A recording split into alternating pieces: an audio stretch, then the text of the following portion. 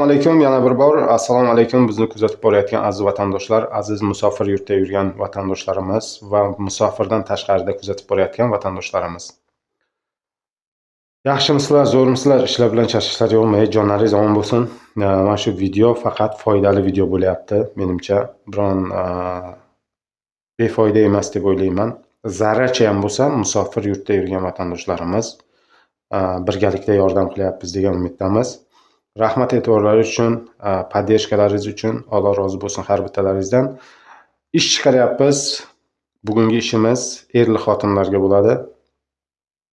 Yoshi 30 yoshdan to 50 yoshgacha bo'lgan erli xotin семейный parani ishga taklif qilamiz Moskva, Moskovskiy oblastida. Zhukovskiy va Domodedovo aeroporti o'rtasida bo'ladi ishimiz. Ishlayman degan vatandoshimiz bo'lsa, srochno bu ishimiz lekin akalar, opalar, kimdir agar O'zbekistondan hali bir haftada kelaman desa, bunga to'g'ri kelmaydi. Mana shu agar O'zbekistondan kelaman degan vatandoshimiz ham bo'lsa, srochno mana shu bugun aloqaga chiqasiz va inshaalloh bir kun, 2 kun orasida yetib borishingiz kerak. Ish nimadan iborat desangiz, erli xotinda ish, erkak kishi gazon o'rish, traktorchasi bor o'zini, prava kerak emas. Dokument bo'lmasa ham farqi yo'q, bo'lsa ham farqi yo'q. Bu o'zingizga bog'liq. Gazon o'rish erkakning ishi va melki remontlar bo'lsa o'sha dachada yordam berasiz. Ayol kishi esa faqat uborka. Ovqat tayyorlash bunaqa narsalari yo'q. Xazayka bu yerda boshlig'i. Pastda nomer o'zim WhatsApp'im qo'yaman. Chunki ko'p zvonok bo'ladi. Shuning uchun o'zing nomeringni qo'y degan, shu o'zim nomerimdan bemalol aloqaga chiqasizlar, bemalol borib ishlashlaringiz mumkin. 6 ga 1 ish vaqti, 6 kun ish, 1 kun выходной bor. Yotoq joy hamma udobstva bor. Erli xotinlar uchun hamma udobstvasi bor. Oyligiga keladigan bo'lsak, oyligi 140 ming rubl. Ishi yengil, nihoyatda yengil ishi.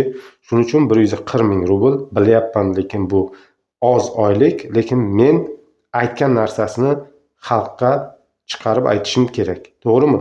Prosta jalb qilib odamni 300 ming, 250 ming, 400 ming deb borib, bu yerda sarson sargardon bo'lmaslik uchun.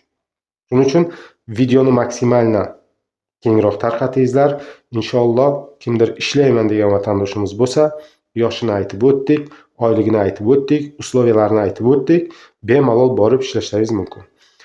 Ayol kishi ruschani bilishi shart. Endi buncha bo'lmasa ham, чтобы xos telefonda agar men nomerini tashlasam ham sizlar bilan ayolingiz o'sha xazayka bilan gaplashishi kerak akalar. Shuning uchun bemalol aloqaga chiqing va borib ishlashlaringiz mumkin. Rahmat e'tiborlaringiz uchun, jonlaringiz sog' bo'lsin.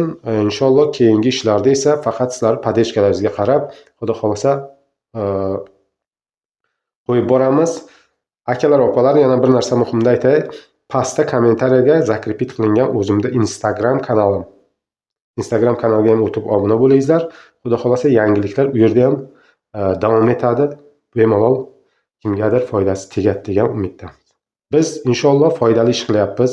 Men o'ylashimcha, biron befoyda ish qilmayapmiz. Zarracha ham bo'lsa, musofir yurtda yo'qmasa vatandan tashqaridagi vatandoshlarimiz uchun birgalikda yordam qilyapmiz akalar, opalar. Shuning uchun inshaalloh qo'llab-quvvatlashda davom etingizlar. Inshaalloh ishlarimizni faqat chiqarib boramiz. Xudo xolasa O'zbekistondan kuzatayotgan vatandoshlarimiz, sizlar ham inshaalloh xavotir olmangizlar. Ishda inshaalloh yana dodasi chiqadi. Sizlar O'zbekistondan kelaman degan vatandoshlar uchun. Xudo xolasa bemalol obuna bo'ling, yangi kirganlar ishni o'tkazib olmaslik uchun. Rahmat e'tiborlaringiz uchun, jonlaringiz sog'.